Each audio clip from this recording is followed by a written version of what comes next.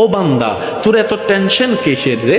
আমি আল্লাহ তো তোর জন্য আছি। সুবহানাল্লাহ, আমি আছি না তোর? আরে যার কেউ নাই তাই না টেনশন করে, যার টাকা নাই সে টাকা নিয়ে টেনশন করে, যার অভিভাবক নাই সে অভিভাবক নিয়ে টেনশন করে, যার মোবাইল নাই সে মোবাইল নিয়ে টেনশন করে। আরে আমি আল্লাহ তো আছি, তো আমি আল্লাহ তো আছি যিনি ইন্নাল্লাহ আলা কুল্লি শাইইন কাদির। আমি আল্লাহ রহমান তো আছি, আমি রহিম তো আছি, আমি গফফার তো আছি, আমি সত্তার তো আছি। সুবহানাল্লাহ, আমি গফফার তো আছি, আমি রাজ্জাক তো আছি।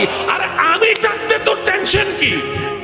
বান্দা বলে যে কথা তো ঠিক, যার নাই সে এনে টেনশন করে। আমার আল্লাহ যদি আমার থাকে, আমার তো টেনশন করার দরকার। তার মানে আমি এতদিন টেনশন করেছি, আসলে আমি আমার আল্লাহকে রাখতে জানি নাই।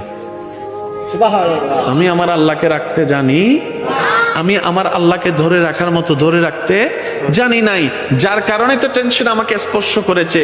সেজন্য দেখবেন আল্লাহ ওয়ালা যারা হয়, মাথার উপর ছাদ নাই কিন্তু টেনশন ছাড়া মুখে হাসি আছে, পেটের মধ্যে খাবার নাই মুখের মধ্যে কিন্তু টেনশন ছাড়া হাসি আছে, যার উজ্জ্বল দৃষ্টান্ত এই পৃথিবীকে চাক্ষুষ ভাবে দেখিয়ে দিয়েছেন কারবালার ময়দানে ইমাম আলী মাকাম ইমাম হুসাইন রাদিয়াল্লাহু তাআলা। সুবহানাল্লাহ, পরিবার সবাই শত্রুদের তীরের ভিতরে ছিল, তলোয়ারের ভিতরে ছিল, কাফেলার মধ্যে খাবার নাই কিন্তু মুখে কোনো টেনশন নাই, পানি নাই কিন্তু মুখে কোনো টেনশন নাই, পরিবার শহীদ হচ্ছে মুখে কোনো টেনশন নাই।